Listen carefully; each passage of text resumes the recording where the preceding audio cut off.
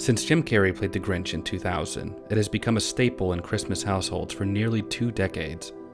Even by today's standards, the movie always feels fresh and fun, no matter how many times you watch it.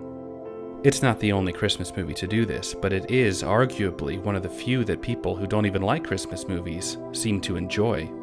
In this video, we're going to take a look at the psychology of the Grinch and why he is such a relatable character to both the Who's and the Scrooges, get it, of our own lives. We're also going to explore why the Grinch is a character we should aspire to be like, even before his heart grew 3 sizes. In the original Dr. Seuss story, you never see how the Grinch came to be, why he was so different from the Who's below him. In the 2000 film, director Ron Howard took creative liberty to give the Grinch something of an origin. Baby Who girls and tiny Who fellas drift from the sky in their own umbrellas. It was always clear the Grinch was different, more aggressive, but he was never evil. Like many people today, the Grinch was treated poorly because he was different.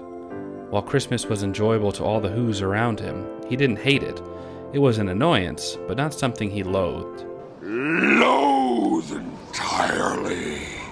At the prospect of impressing Martha, the Grinch even got very much into the Christmas spirit. Like many kids, he really just wanted to fit in.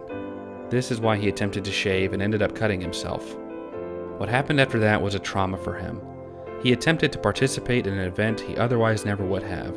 Even the girl he liked would not be with him due to the inherent caste system. She was above him. It would be looked down on her to be with the Grinch, even though she liked that he was different. At the expense of ridicule from his classmates due to him being different, something he never wanted to be, and no support system. Even his teacher joined in at laughing at him. He snapped. When something is different, it is mocked. When it acts out, it is threatening. After that, it is feared. This is how it has always been throughout human history. The Grinch is not even the first story where this happens. One of my favorite movies uses this as a premise, The Iron Giant. The giant is misunderstood and it is perceived as a threat. But the reason this story works so well is because we all relate to it so strongly. At some point in our lives, we've all liked something or did something or believed in something that made us a minority. Even today, we're still getting over the color of people's skin.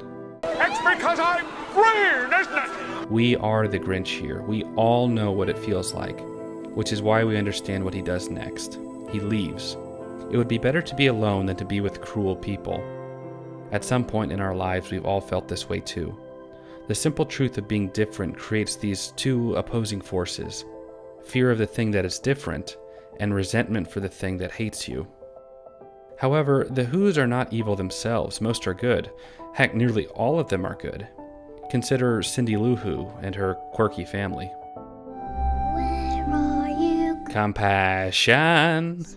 Why can't I find you? While the Grinch enjoys his very funny antics, he never does anything truly reprehensible, except maybe disorganizing the mail. That has to be a pain to fix. That is until after Cindy Lou Who convinces him to come to the Whobilation. Once the event gets going, the Grinch really seems to enjoy himself. Cindy has been right in wanting to get the Grinch back into society. To her, it's clear that both sides are wrong. Once the mayor humiliates the Grinch again by giving him a razor, the Grinch snaps. Much like PTSD, he even has flashbacks. It now only reinforces that the Grinch believes he was right in the beginning. These people are cruel. The Grinch then makes some very good points about the people of Whoville. They're selfish, they play with things for 5 minutes and then throw them away. Their materialism drives him crazy. They're never satisfied and don't appreciate what they already have. You know the Grinch's dog, Max? How do you think the Grinch got him? Max was a Christmas present for some Who in Whoville that literally threw him away. It's not hard to side with the Grinch here. However, the Grinch then destroys their beloved Christmas tree and defaces some property, now reinforcing the notion that the Grinch is actually the evil one in the minds of the Who's. This cycle just continues. After all this, the Grinch decides to steal all the presents and deprive the Who's of their materialism. In the original, after the Grinch steals all the presents, the Who's are still thankful for Christmas and each other. This is why the Grinch originally realized that Christmas is more than just presents and stuff. Now, after the mayor gets mad at Cindy Lou Who, this becomes clear to Cindy's parents. We're okay if we don't have any gifts, we still have each other. The Who's now reject their materialism and embrace each other. With or without presents, we will be happy because we are together. In a lot of ways, both the Grinch and the people of Whoville were having personal reformations at the same time. In order to break this cycle, growth from both sides is necessary. I also love the way the Grinch reacts at the prospects of the presents now being destroyed. They'll be destroyed. And I care! What is the deal?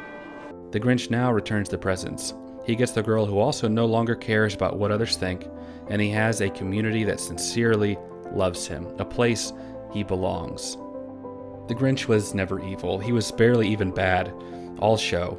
Gaze into the face of fear.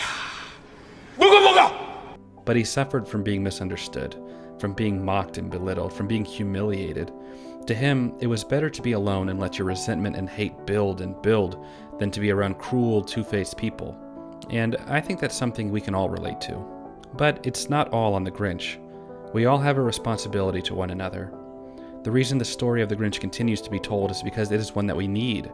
It tackles so many things at one time, being grateful for what we already have, family and friends, and to make a conscious effort to both encourage each other and not to isolate yourself away from people who really do love you. Thank you all so much for watching. I hope you enjoyed this video. Make sure to leave a like, comment, and subscribe if you enjoyed. As always, I appreciate you watching, and I'll catch you in my next video. Take care.